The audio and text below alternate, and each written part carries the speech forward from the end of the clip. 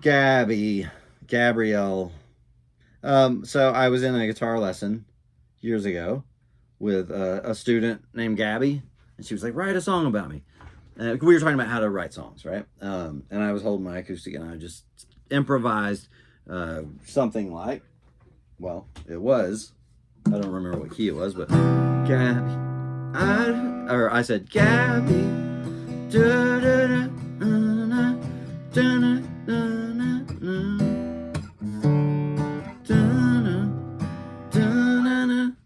And I don't remember if I improvised the next section. I don't think I did. I'm pretty sure I didn't. Maybe. It might exist on video sometime. Anyway, fast forward to this was on Dallas radio at one point, and that student was now grown up or college age or something. I don't know. And I found her on Facebook. And I was like, "Hey, remember that song you asked me to write for you on back in lessons? It's on the radio tonight." And she was like, "What?" So it was a nice little freak out. Yeah. So Gabby. It's not about that person. It's just that's why it's called Gabby's, because I wrote the lyrics around. I mean, phonetically, the syllables just made a cool melody. So, and here it is on Spotify, and here it is on unmixed ish, and missing some gear on Pro Tools. Very different sounding. The drums, especially. Drums are Bucky Wheaton. If you're there's a Montreal band named Land of Talk. I highly recommend the album Applause, Cheer, Boo, Hiss. Great album. I was already familiar with the album when Jace Lasik, my co-producer for this album, he recommended Bucky, and yeah, I was like, oh yeah, that's perfect. Judging from the album that I know, the drumming on that Land of Talk album is killer. Me on bass, on a P bass, although some of it is actually, I think, there's a Island Instruments Beanstalk bass is what it's called. Really cool headless bass with flat wounds, really cool sounding, great feeling bass. I do highly recommend that. There's the drums and bass. All right, there are. Oh well, here. The Pog into a Pitch Pirate.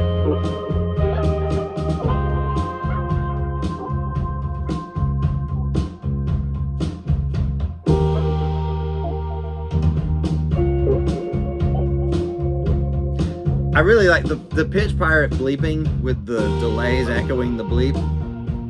Really good sound. All right, there are some really cool synth parts on this. Not even the parts necessarily, but the here, what is this? Group 8, Group 10. Let's see what happens here.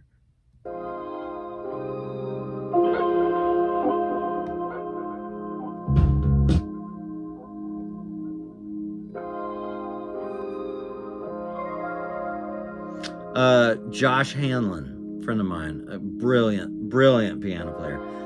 Josh Hanlon is an interesting case study because I don't remember what the first gig I ever did with him was.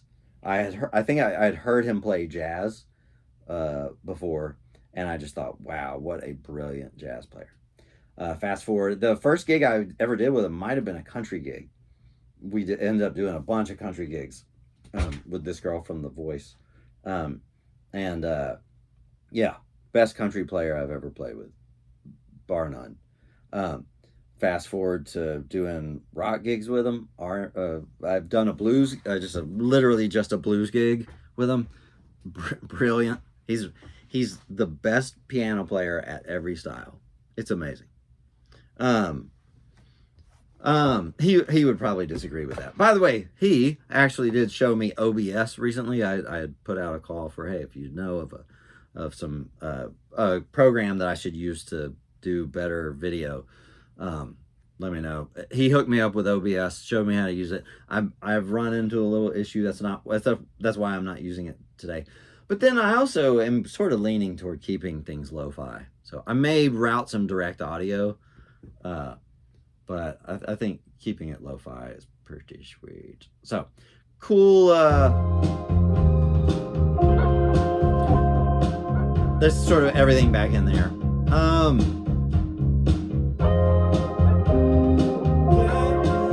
It's a song about cutting ties with someone.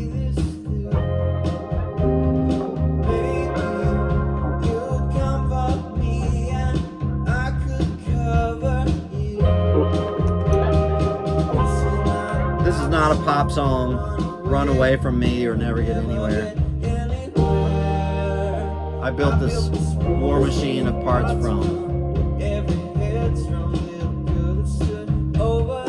It's talking about unwillingness to commit, right? So I built this war machine out of parts from every girl who, who wanted to have a relationship, and I was too much of an idiot to do it. So, yeah. Well, let's keep going. All right, Shaker. The Shaker that introduces you. If you ever, this is stupid trivia. This is no, not important trivia at all. That Shaker is like a coffee canister tube. I'm not a coffee drinker, but the coffee cylinder, with Shaker stuff in it. They're not coffee beans, I don't think.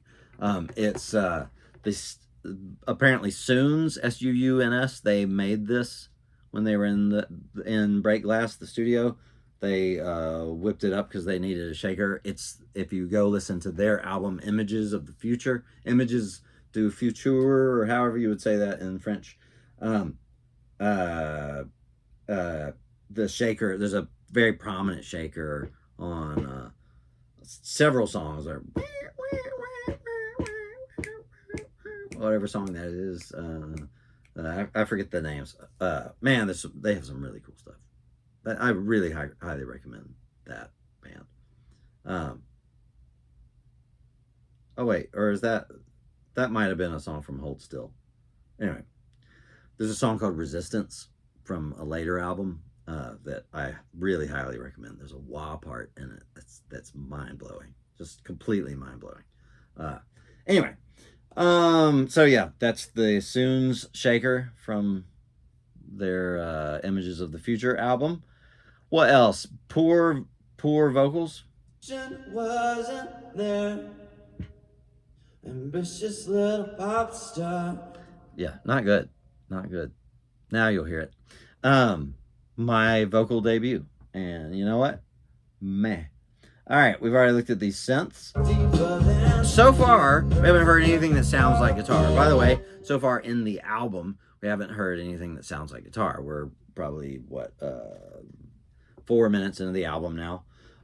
And that Pog thing is technically guitar. It doesn't sound like a guitar. Speaking of which, here comes the next thing that's technically guitar. It does not sound like guitar.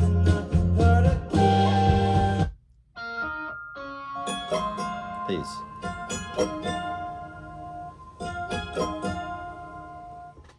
Those are, I've mentioned it, I think, before. I tuned this part of the guitar to those, and so they are out of tune. You know why? Because it's hard as crap to tune an 8-inch guitar. Because any little move and it's like a whammy pedal. It moves very quickly. So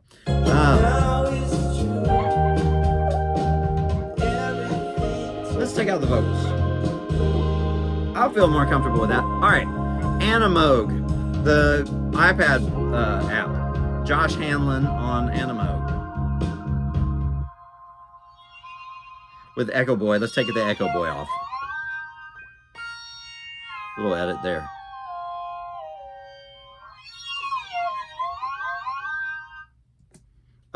Animoog is a $30 iPad app. if it were $300, it would be extremely worth it. It's a brilliant sounding instrument. It has performance options that are killer. Oh, all right. Head back to the chorus really fast. All right, these Nord Mellotrons. I'm not a big Mellotron guy, but something important about them that I love. The stuttering. That was... There's like... There's the stuttering in them both.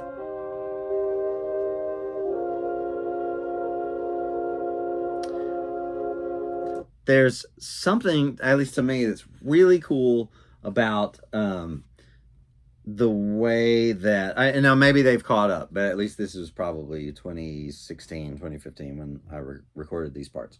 It's probably 2016, 2017, 16, 17.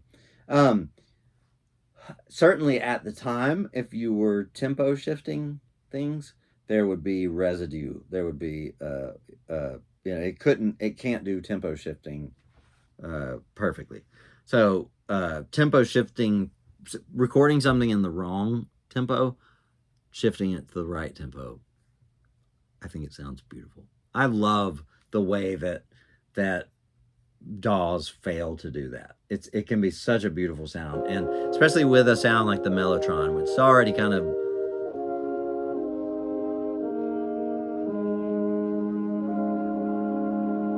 I love that. I love the wonkiness of it. So, there you go. That's in the choruses. Verse 2 or verse 3, sort of. I took the vocals out. All right. Oh wait. Oh, here. Let's get rid of the vocals again.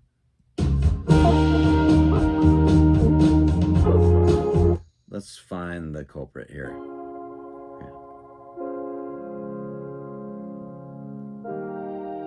It's not there. Hold on. Wait, hold on.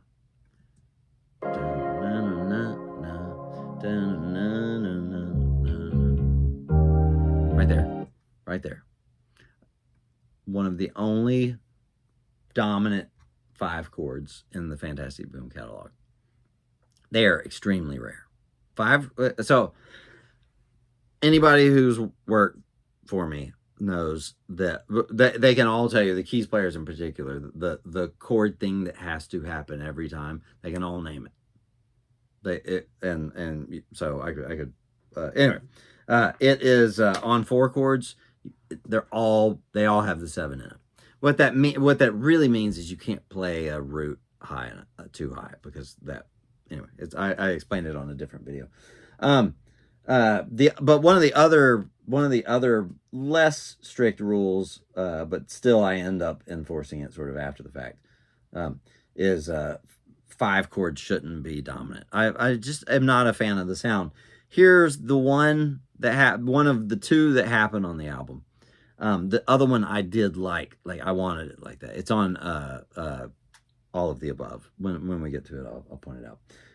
But this one has it, and I hear it every time. Every time I've heard this song, it's like there's that dominant chord. Here, there it is. So here.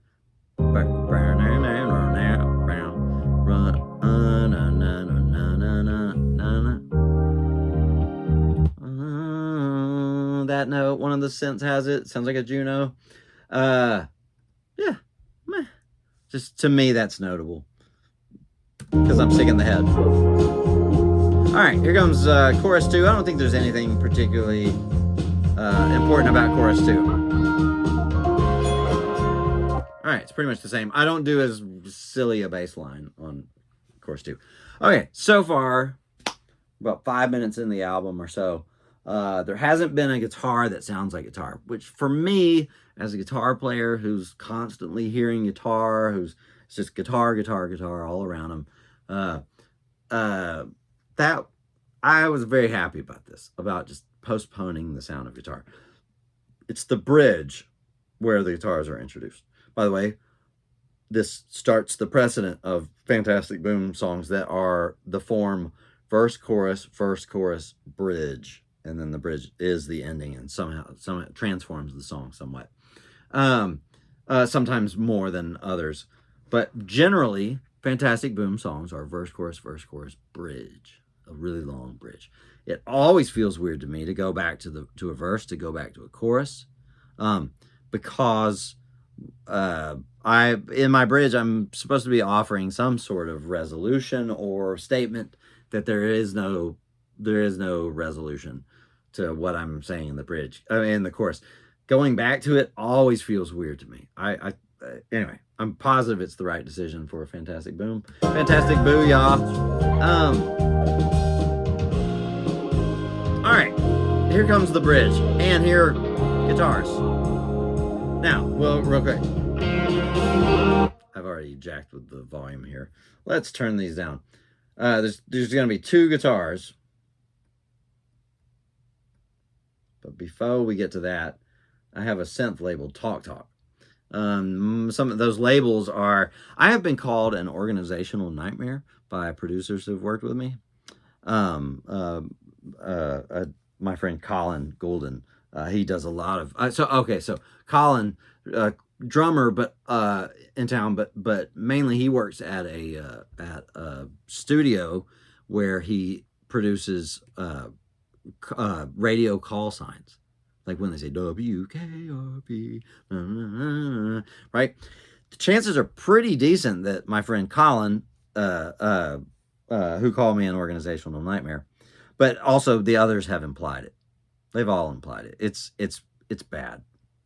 You could probably catch on to, you probably are all saying, yeah, we've seen whatever that character trait is in a myriad different ways.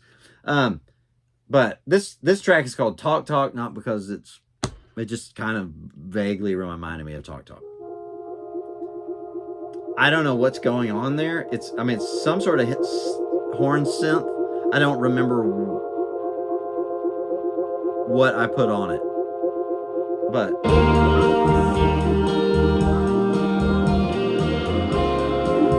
let's pare this down. Let's just get straight to the guitars. Guitars. All right.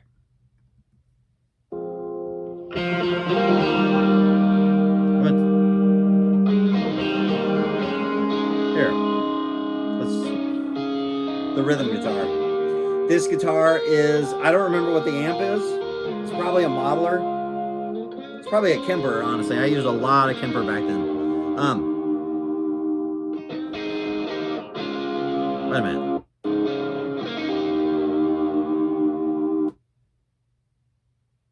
I was gonna say that it was the Ronin Bad Moon. If you've ever seen a pink Ronin Bad Moon that's got tortoise binding, it was that guitar, but it clearly just had a little tremolo thing. So maybe I had something else.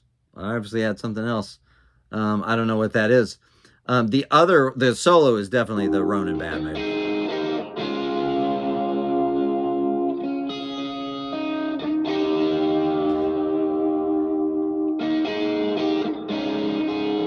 Should I just let it play? I'm gonna let it play.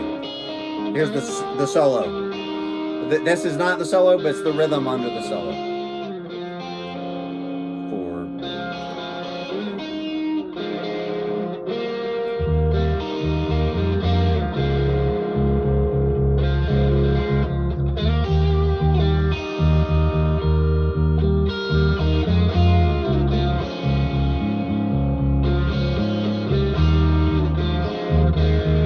You can hear me changing my mind about what to play mid everything. By the way, there's a quirk that I do. You've heard it a bunch, where I'll change pickups mid note, mid solo, mid whatever. It doesn't matter. That's, I think, part and parcel of that. Just the willingness to just, no, I meant this, and that's part of it. That's just part of the recording. There's a rawness to that I think is cool. It may just be weirder than I think. All right. Let's go back to the beginning of that solo, and we'll highlight the actual solo. This, for sure, is the Ronin Bad Moon. Now, bridge out all the people in the world.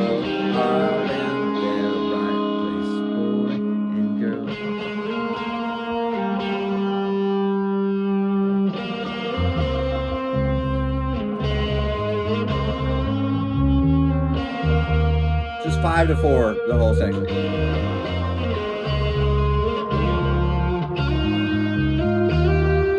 Ronin, it's that Ronin on the neck pickup. Really quick delay. Pop, pop, pop, pop.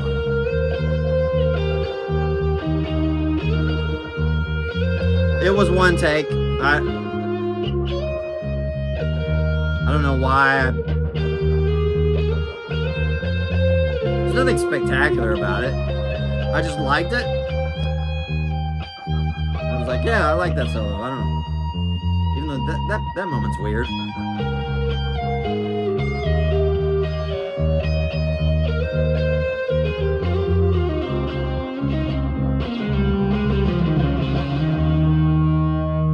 Now,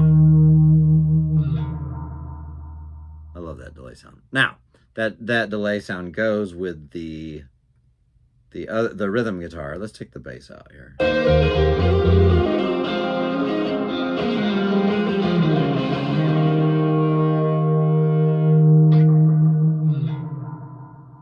I really like that. Yeah. So there you go. That's Gabby. Yeah. It is a promise to me. You know, like you start the Fantasticboom catalog, you get to the first real song. It's track 2, but it's the first song, and it makes a promise about what Fantasticboom is going to sound like that Fantasticboom never again sounds like. I think it's a good song. I think it'd be a great song for somebody else. It is an ill-fitting part in my catalog. I do like it, but to the extent that I want a unified statement, this is the song that kind of sticks out to me. So anyway, Gabrielle, I'm sure that I will think of something else to say that I should have pointed out. Maybe I'll put it in the description if I do. Next time, on what makes this song great, GRATE, is I'm not sure if I'm going to stick with that series name, but we'll see. I'm sure Rick Beato will sue it out of me because of its phonetic off-ripping of his. So, I thought I could save you. Track 3. That one seems to be pretty popular. I mean, as far as, you know, the Fantasticboom catalog goes, which means 14 people have heard it. So, yeah. I'm looking forward to that one.